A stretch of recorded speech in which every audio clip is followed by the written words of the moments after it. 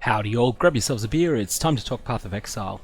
I'm making this video as a way to demonstrate to players that have never seen an Arc Trapper game style in action, what's actually involved, how it plays, and just to be a basic 101 video for what it looks like at endgame and what makes the build tick. If you have ever completed the core storyline, so Act 10 Katava, on an Arc Trapper or a very similar build, you're probably going to get nothing out of this video. It's more aimed at people that are much more looking at an introduction. The Arc Trapper build is one that revolves around the very powerful synergy between the Arc skill gem and the the Arc skill gem and the Trap support skill gem, which is actually built into these gloves that I'm using. What the Trap skill gem does is it allows you to, it's called Trap support. It allows you to throw a little object on the ground. By default you would throw one of these. I'm throwing two because of items. When an enemy stands near one of these, it will either launch the linked attack or it will cast the link spell. Now, it will cast the spell with no intelligent aiming. However, and this normally is a total deal breaker for trap support. It normally actually renders it basically unusable. The Arc skill, however, automatically aims. And I'll demonstrate this in practice. I'm running a fairly difficult tier 15 tower map here. You'll notice that it has 8 mods on it, some of which are fairly nasty. You've got physical reflect, you've got increased move speed, and you've got a couple of other things that make monsters tankier and more accurate. So I'm going to put this, get this map going and demonstrate the build in practice. So I'm throwing here these traps, and I'm throwing them basically at the feet of nearby enemies, and when one of them is stood upon, you'll see that it immediately sets off all the nearby traps. I'll get to what causes that. And also casts a bolt of lightning that then strikes the foe that triggered it, and also chains to several additional monsters. The reason that it chains to additional monsters is that Arc has the ability chains plus 8 times. So Arc deals its 166 to 942 base damage. It chains 8 times. It has a chance to shock enemies, which comes from the fact that I'm using a quality gem. And it does 15% more damage for each remaining chain, and has plus 30% effect of shock. This assumes that you're using a level 21 Arc. You'll have lower numbers when you're using a lower one, but the principles will be the same. And again, you'll see here that I'm throwing these. There's a little bit of a delay, and then a monster steps on it, and boom. You'll see there's a big satisfying explosion. Arc would normally look much more blue and subtle than the images that I've got here. The reason that it's looking as dark red, as sort of this dark red electricity, is because I'm using the Automaton Arc microtransaction that's available from the in-game cash shop. I think it's about $10 US, but it's certainly not needed. It doesn't have any impact on gameplay. It just makes your skill look different. Now, one of the key things with traps that allows them to be very effective is that you can cast them around corners. And I'll demonstrate that here by standing safely out of line of sight. And you can see that I'm throwing them where my cursor is. There's a second one being thrown, that's caused by an item. If there was a monster that was nearby, it could actually trigger that without even having line of sight to me. So I'm going to demonstrate that in practice here. Let's just pretend that these monsters are not actually very scary, but let's pretend that I'm absolutely terrified of them. I'm going to then walk down here and run away. And then when the monsters follow me, boom, they all die. Additionally, you can play with line of sight and fire them around corners, which is an absolutely devastating trick that you can use, where you throw a trap and it can actually hit monsters that you don't have line of sight to and that don't have line of sight to you. That's some of the real defensive powers of the trap support skill gem. You'll see here again, continuing to throw it around corners. I don't actually need to play as cautiously as I am here, just playing cautiously in order to demonstrate it. If you like the concept of an Arc Trapper, you will also want to get used to another skill called Lightning Spire Trap. And you'll actually notice that I have that in my main 6 link. I am using a primary 6 link, which is the Tinkerskin unique item. And this is a quite powerful defensive item that conveys bonuses only to builds that focus on traps. So if you have a look at the stats on it, it's got decent evasion and energy shield, neither of which I scale very much, so they're a bonus, they're not that powerful. 65 life, which is nice. I actually scale it quite a bit, and just having a look there, I get I'm gaining 177 life in practice whenever I equip this. That's because that 65 life is base life. It's then multiplied by various sources of plus percentage life. But the big things that you've got, increased cooldown recovery speed for throwing traps. With arc traps, you can just throw them like crazy, but with some of your other traps, Lightning Spire Trap, which I'll get to in a second, they actually have a cooldown time. Lightning Spire Trap takes about 7 seconds to recharge when I throw it, and it can carry 3 charges. So I get my 3 charges, I fire them off, and then they're all gone. 21 seconds later, I've got them all back. This armor also provides frenzy charges and gives me phasing sometimes when my traps are triggered by an enemy. You can cause your enemies to trigger traps just by simply throwing them at their feet. Or alternately, if you need to play cautiously for whatever reason, you can throw them and then lure the enemies over them. Supported skills deal 10%. Sorry, that was looking at one of the skill gems there. You also recover 100 life when your trap is triggered by an enemy, and 50 energy shield. And this is a tremendous defensive bonus, and really makes this armor quite hard to pass up. It's not the best offensive armor. In terms of offensive stats, really all it's giving you is the all of the various charges that it gives you and the phasing, which phasing makes you able to pass through enemies when you're walking, so you can just walk straight through enemies as though they're not there. That's nice, but it's not absolutely central. You can find more powerful offensive armor, but you will not match having that 150 effective health every time an enemy steps on one of your traps. And you can throw these traps fast. If you have a look here, you can see ding ding ding ding ding ding ding ding ding ding ding ding ding. They're going out fast. If monsters are setting them off as quickly as you throw them, you're gaining a tremendous amount of life. It takes me, according to the in-game tooltips, 0.7 seconds to throw an arc trap, and that can actually be reduced if you change other gear that you're using. So that, given that I'm throwing 2 traps at a time, and you can actually throw more with different configurations, that means that you are gaining potentially 500 raw hit points a second or so, all of which adds up and makes you a lot tankier than a typical shadow build. Now you mentioned that I mentioned there that you are playing as a shadow, and there's a good reason for that. The shadow is able to specialize at approximately level 35.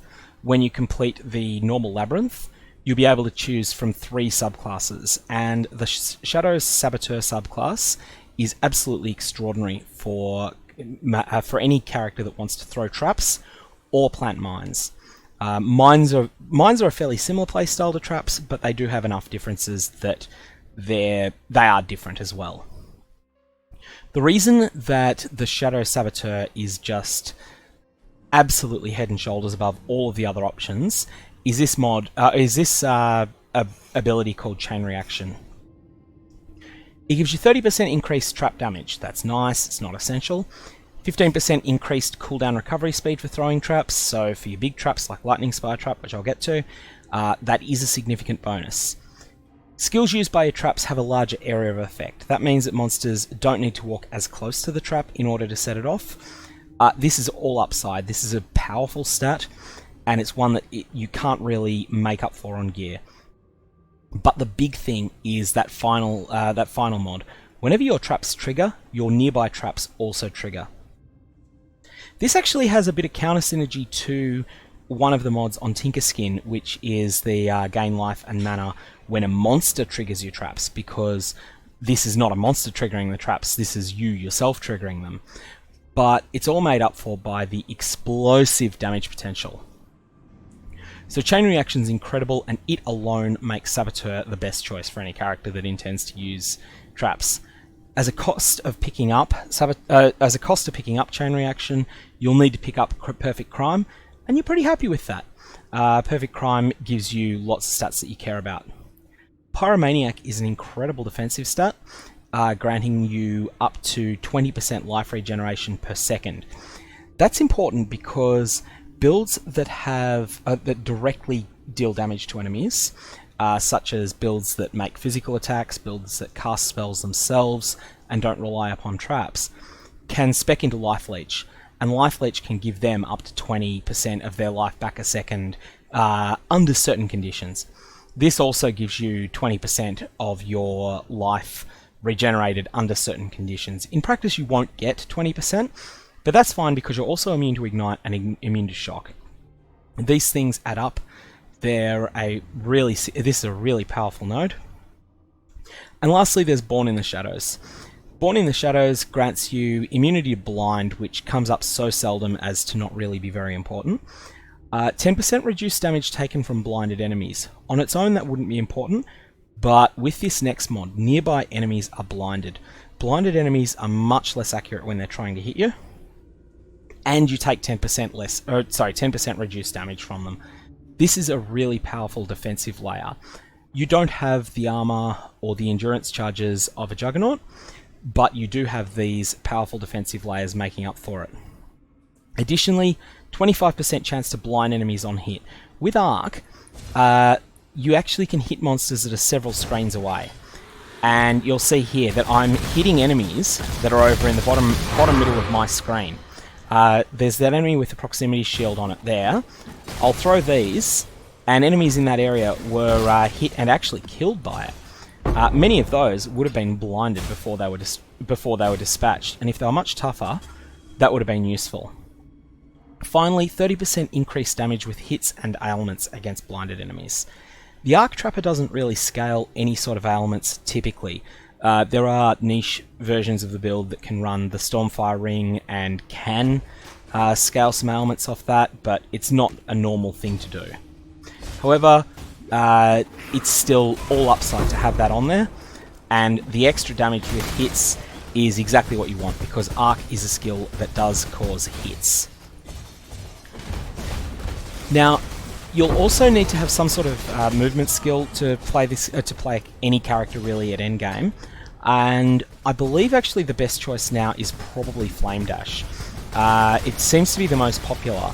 I'm just not personally experienced with Flame Dash, and so I'm sticking with the familiar Whirling Blades, as you'll see here. That's meant that I've been forced to stick to using Caster Daggers, which I'm pretty happy with. Again, almost all of your damage is coming from spells, with the main spell being Arc. We also have Lightning Spire Trap. Lightning Spire Trap is primarily intended as a skill that deals tremendous damage to a boss. Now I'll throw these down here, and you'll see that the trap goes up. It'll be set off after 5 seconds if no enemy sets it off, and then it casts a large amount of small area lightning spells around itself. So watch the one where my cursor is at the moment, and you'll see when it goes off in a few seconds, lightning strikes in several places. Lightning Spire Trap has several key features to it. It doesn't seem to do all that much damage, 217 to 652 at level 20, which would be about 10% higher if I had been successful in corrupting this to level 21. That's nice, but it's not a huge amount. You'll notice by comparison that Arc, although this is a level 21 Arc is dealing an average of 550 damage. This is dealing an average of about 430. There's a big improvement in firing off Arc. The trap lasts 4 seconds, but the base duration, once it's triggered, of that Spire that fires off the lightning bolts everywhere is 3.5 seconds. It will fire off a shot every 300 milliseconds. Each one of these has a chance to shock enemies and has a tremendous increase in in critical strike chance against shocked enemies. This means the Lightning Spire Trap, if you're shocking enemies, Lightning Spire Trap can deal crits very, very reliably.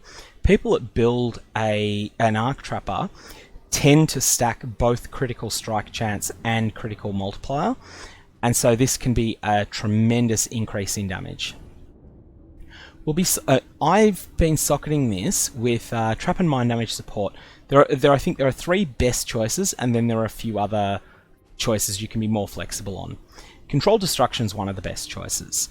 At first it looks like it kills off all your chances to crit if you're not familiar with this gem.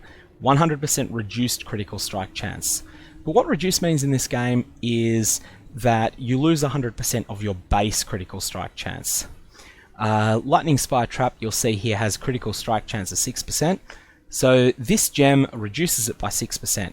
However, my critical strike chance with this gem, which can be brought up by looking at your character information panel here, my critical strike chance remains a perfectly solid 38% baseline, and gets 138% increase when the enemy is shocked.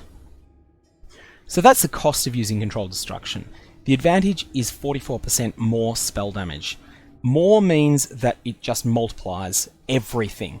So that stacks in the best possible way with every other multiplier that you add on to the gem. It also has 10% increased spell damage, and the way Path of Exile uses very consistent and very unintuitive wording. Just take the 10% increased spell damage, which comes from the 20% quality on this gem, to be a very minor bonus. It's not the big deal. The main game is the 44% more.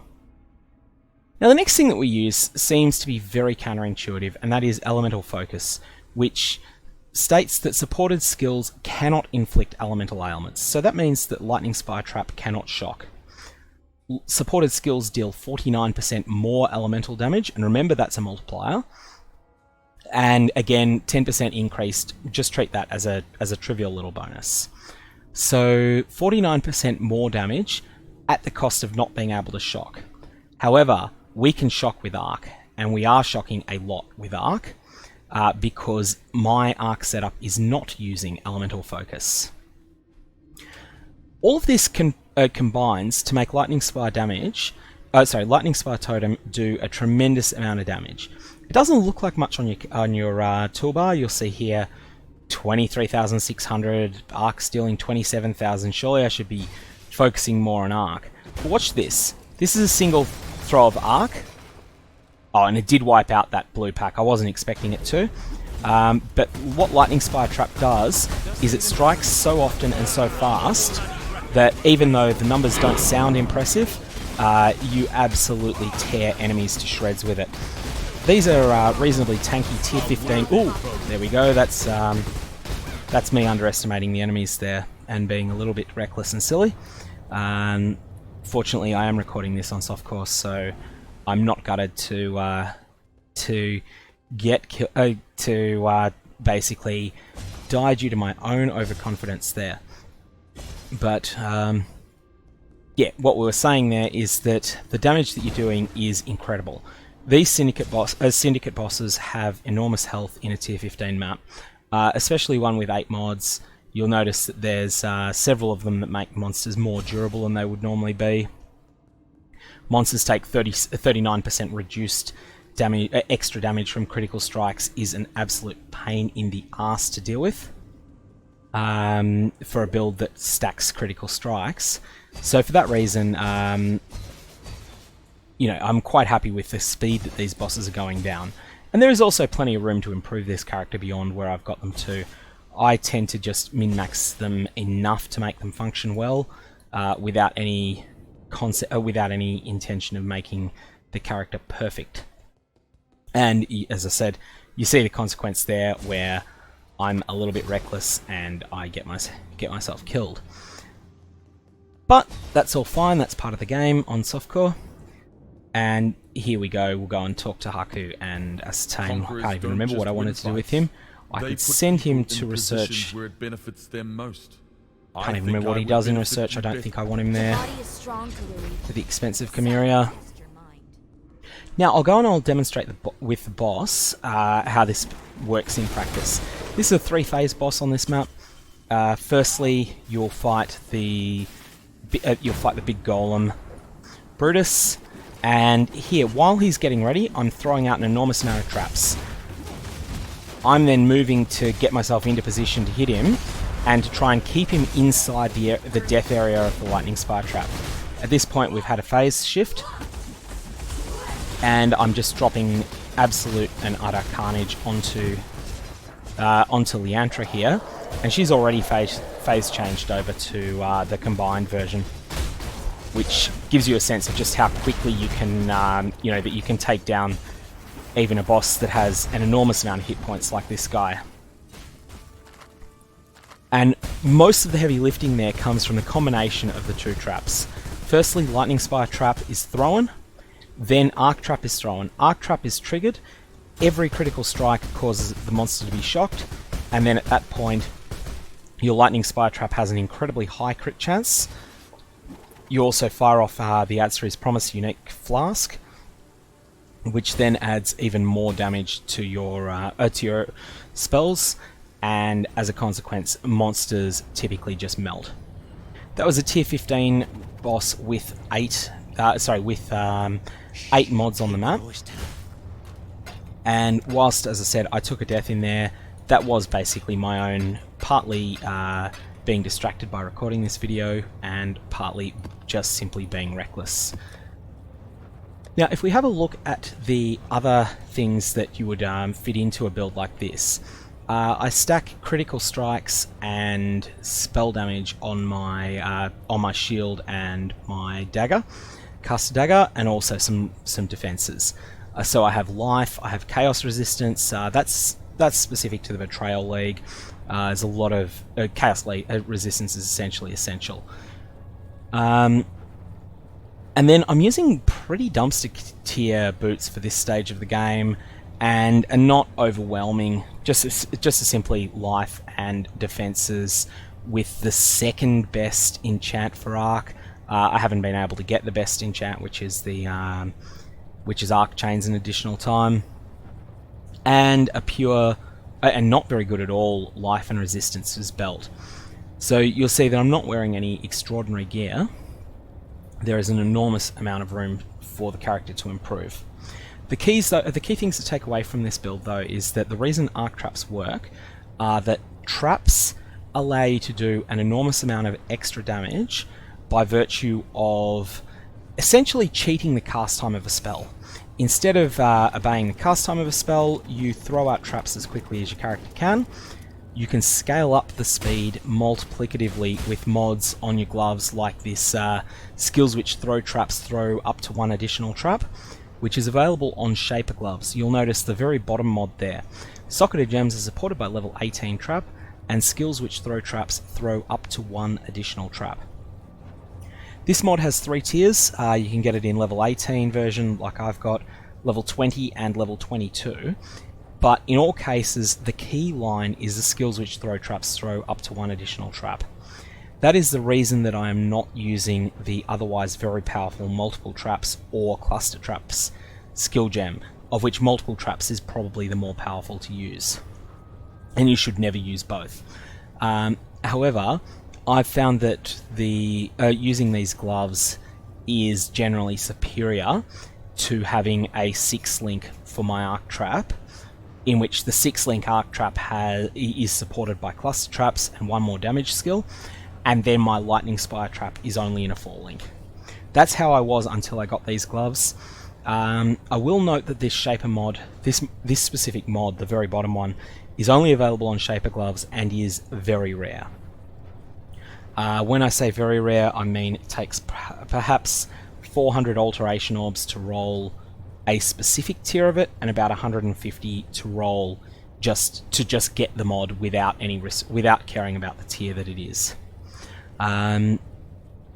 And then I've got critical strike multiplier for my arc, which then adds a tremendous amount of extra damage because the build is focused around scoring critical hits and amping up their damage as much as possible.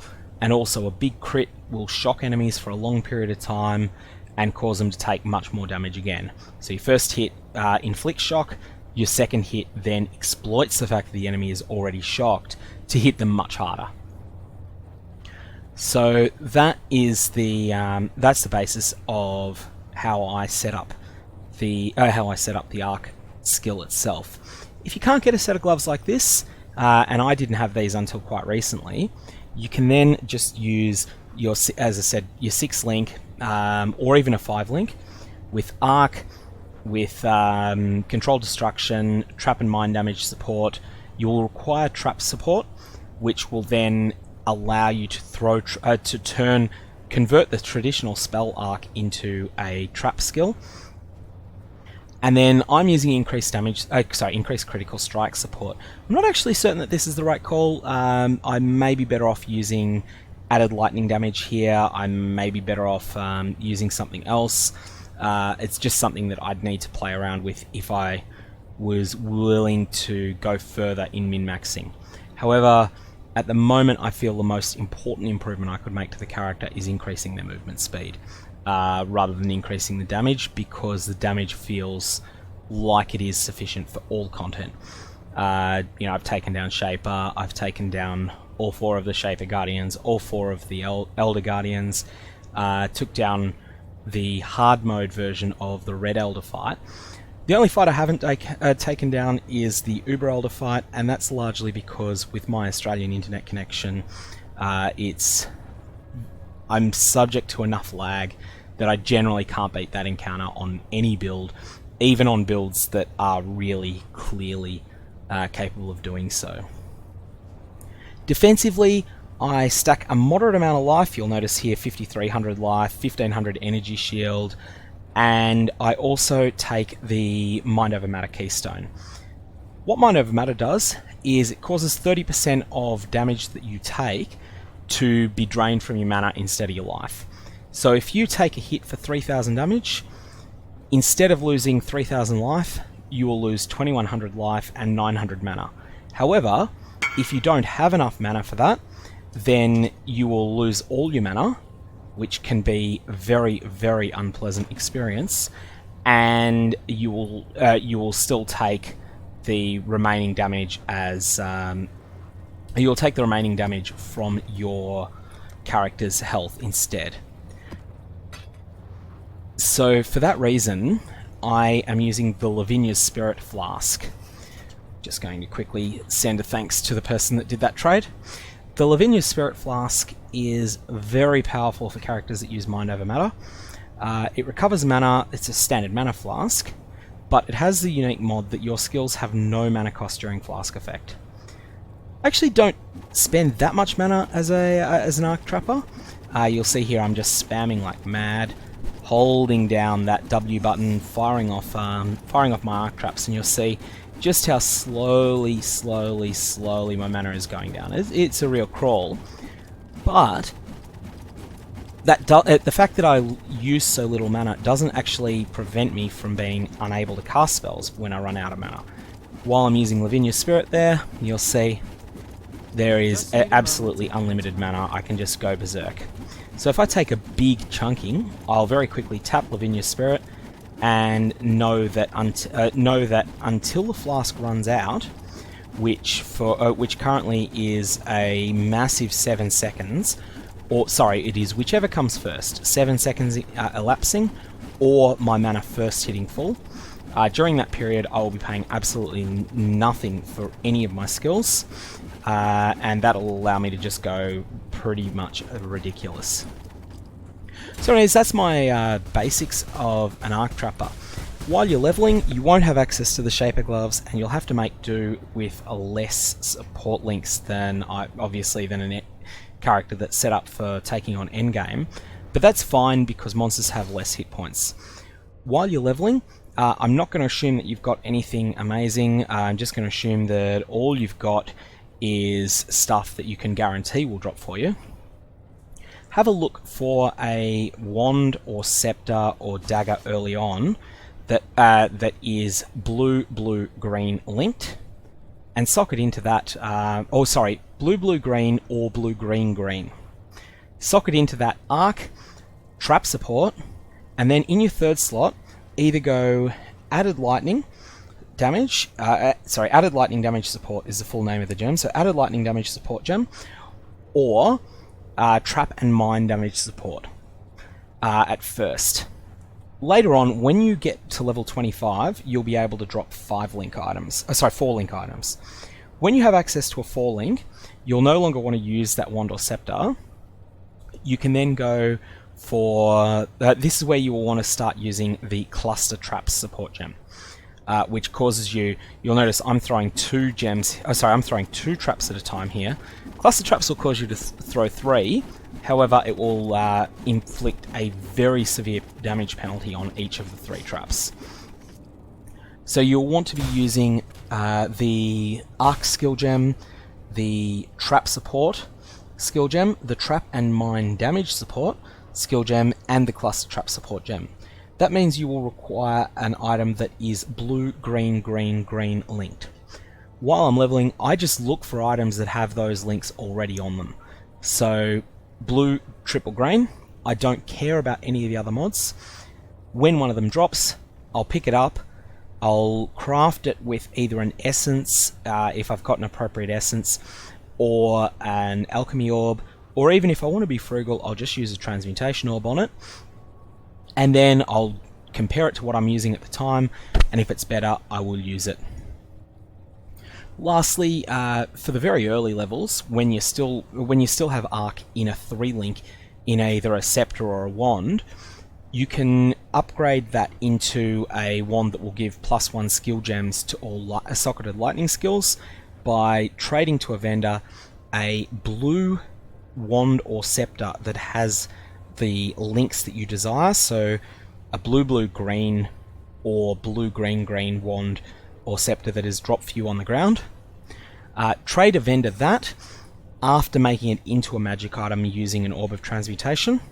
Trade them that plus an alteration orb plus a sapphire ring of any rarity, and the vendor will trade you back a magic quality wand or scepter that has the same links, same base item, the same item level, but that will have the mod +1 to socketed lightning gems. This will add a tremendous amount of damage. This will be about 15% more damage, if not more, and it will allow you to absolutely and utterly destroy enemies early in the game. Other than that, if you've got any questions about the Arc Trap playstyle, feel free to ask here, and I'll try to respond. The channel's very small, and I don't anticipate, because I only do this as a hobby, it's not my job, I don't anticipate it growing very much, which means that I should be able to personally answer any questions that you've got. It is possible that either Arc or Arc's interactions with traps may be nerfed in an upcoming patch. If that happens, then chances are it'll still be viable, unless it's absolutely butchered. But this information was accurate as of the time of recording, late January of 2019, in the middle of the Betrayal League. If it does change, then I'll leave a note below. Thanks for your time, and have a good one.